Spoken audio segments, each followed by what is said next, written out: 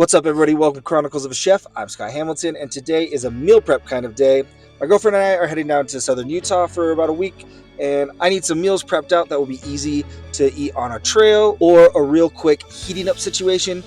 I've been kind of like daydreaming about hand pies and meat pie kind of scenarios, so I'm hoping I can find some cool things on sale and under $30 to do something like that. It's a little different. We're going to make 6 meals this time instead of 5.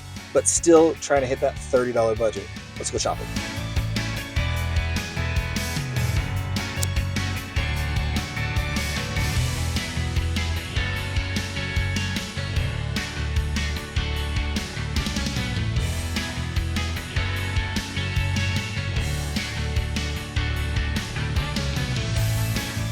Shopping's done. $22.80 is the total. I have some things I'm going to use at home. Some potatoes and onion and some bell peppers that I need to use up.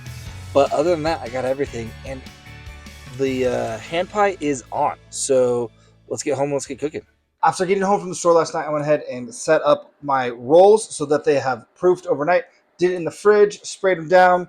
Super simple. We're going to let these continue to rise as we cook up our chicken and all the things. When I was thinking hand pies and meat pies and all those kinds of things, I was really just like in my brain thinking like Jamaican curry or jerk chicken kind of vibe is what I was kind of hoping for. And I didn't want to buy a whole bunch of spices. A lot of the common spices in a jerk seasoning blend is going to be allspice, is going to be cinnamon, coriander, cloves, nutmeg, then obviously cayenne or red pepper flakes, and ginger and all those things. So while I couldn't find a Jamaican jerk seasoning, Hyder's Kitchen's Escalante, cinnamon, some chili peppers, a spicy kind of vibe. There's cumin, which is in that kind of warming world, similar to like nutmeg and things like that. And then Bonneville Seasoning has allspice and red pepper flakes, thyme, which are similar herbs that are found in Jamaican jerk. So I figured these two together, but as I was coming home from dropping my kids off at school today before filming, my mom had some Caribbean jerk seasoning. So I did a little taste test, and I think we're going to use both because last night I went ahead and I seasoned up the chicken. I also added a little bit of yogurt because I had it left over and figured it would help kind of tenderize and all that. While this is not going to be a Jamaican jerk chicken or Jamaican curry specifically, we're going to use all those as inspiration and make something delicious. First, we're going to start with a nice hot pan. I got some high heat avocado oil, and I'm going to do a decent amount of oil because I do want to kind of almost toast or burn all these seasonings. Using this curry powder to kind of round out those rest of those seasonings that I was missing. But the thing that it has that I didn't have to add to this was turmeric. Jamaican curries are usually pretty intense with the turmeric in there. I'm gonna go ahead and throw in this curry. We want to kind of bloom and toast up, just really make it fragrant. I'm also gonna add some extra ginger to it. And then just for funsies, we're gonna sprinkle in a little bit of this jerk seasoning.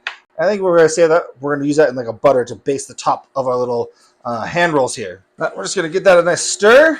And we want to take this seasoning in this oil almost to burning it. It is going to be fragrant, very powerful in flavor. It's going to be absolutely delicious.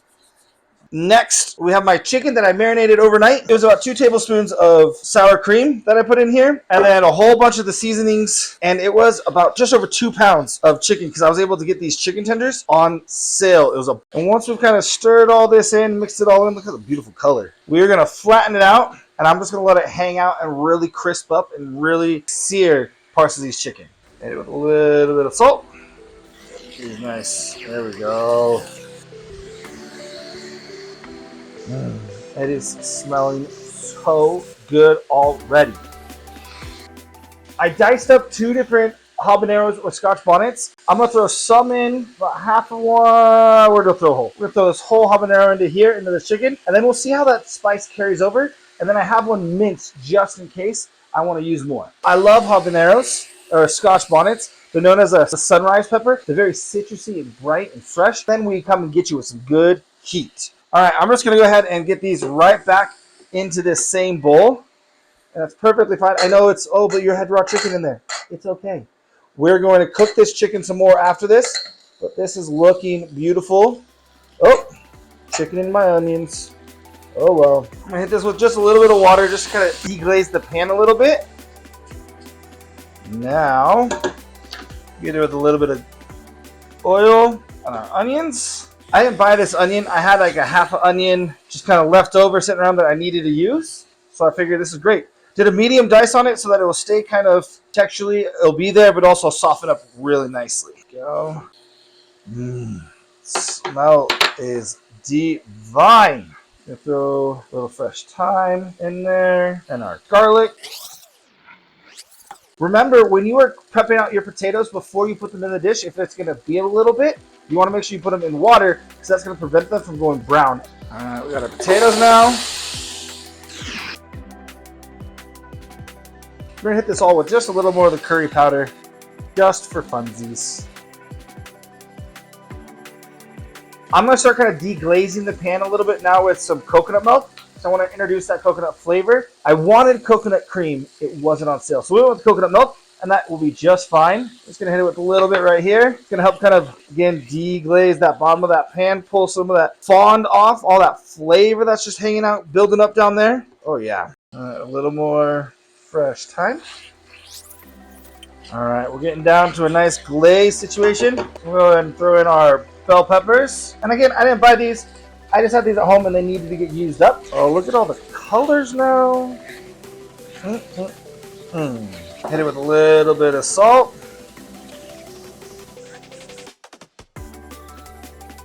That's probably a total of about a half of this can of coconut milk. We're gonna let this kind of just get working. Again, we want to work the bottom of the pan, get as much of that fond up and off. Looking beautiful. All right, that has been reduced down by about half, which is perfect. So we got a little bit of sauce, but as it finishes bubbling up, it'll kind of start to be sticking to everything. So this time we add our chicken back. This is as big as a skillet as I got, so we gotta be careful with our stirs now. Oh yeah.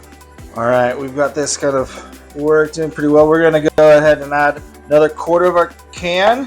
Leaves about a quarter left, which is perfect. Oh my goodness, it is looking absolutely delicious.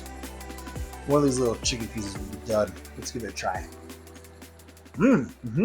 Let's go ahead and add our veggies. If you didn't want to do all the chopping and everything that I did, I would just get the veggie blends that already have potatoes and all the different veggies that you want in this. Cook some chicken, use ground beef, ground lamb, all sorts of options, and then just whatever frozen veggies you want to throw into this. It's still going to be delicious. Carrots and green beans are very common to be found in like Jamaican curries and in like ham pies and stuff like that. So this one has corn also and peas, but there's green beans and there are carrots. So it kind of hits those, and we're adding a little extra veggies. There's nothing wrong with that. Dump that in because this pan needs to be pushed to its limits.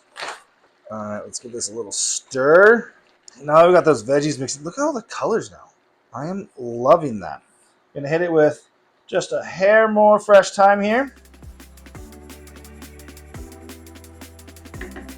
Let's go ahead and we'll dump the rest of our coconut milk into here. We're gonna half cover this so some steam can escape. There'll be some reducing, and we're just gonna let this cook down so the potatoes are about 80% done. Fork tender. Think like when you make a potato salad. Be rocking and rolling. All right. Woo. Let's give this a nice stir. Oh, it is looking delicious. The sauce, I think, is going to thicken right up for us, especially as it cools. So it won't be like overly saucy. Let's get a little pepper, a little bit of everything on this one. Come on, where's a piece of chicken? There it is. See if we need to add that extra habanero or not. Oh, it'll burn my mouth like crazy. Whew. Hot, hot, hot. But oh, so good.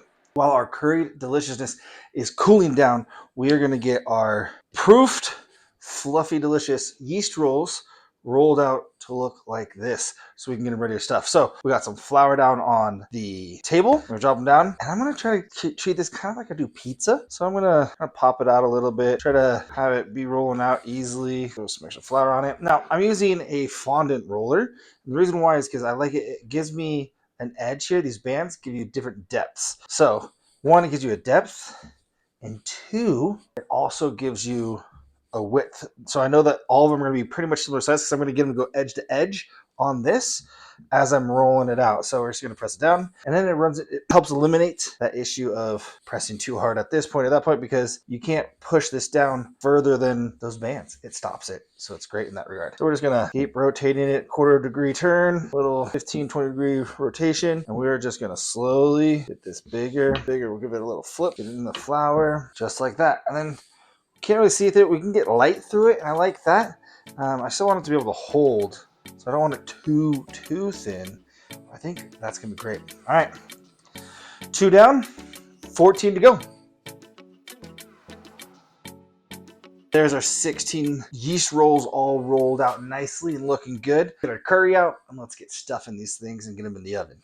I'm gonna throw a little flour down here just to make sure that these aren't sticking as we're filling them. Now, will this scoop be too much? We are gonna find out. Oh, well, I think we could actually potentially fit more.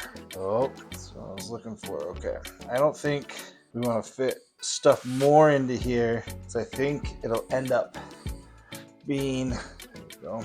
The dough is a little too fragile to have more in there, but I do like what we're doing here. We're gonna add one step. I'm gonna use some water to help seal these guys up. All right, nice. We'll do a heaping scoop. Some water. Just gotta get it on here. We're gonna kind of just roll these as like a burrito situation, I think. Stretch it out a little bit. Roll this guy over here. Ooh, this one's saucy. Oh no. Oh no. This could get disastrous and messy. I think the sauce did not thicken up how I wanted it to, which is fine. I could have used a roux or could use a thickening agent. I didn't, but that's okay. But I think it's gonna be okay. We'll just keep going at it and learn as we go. It looks absolutely beautiful. Give it a nice roll. Okay, that one I think is looking a little better. Now the power of YouTube. Let's get these done. All right, but we're not gonna let this sauce go to waste. It's coconut milk and everything, so I feel like it should be a half decent kind of coating instead of doing like a butter or egg wash. Here we go. We're gonna let that just be just like that. And on this side now, we will do a little half and half with some of that Jamaican jerk seasoning in there. And we're just gonna pour this over the top here and see how that turns out. Nice rub in. I'm gonna let this proof for another like 10-15 minutes, just kind of let everything settle in its new shape and everything. Pop it in the oven, set to 350 for about 15-20 minutes, and then we'll dig in.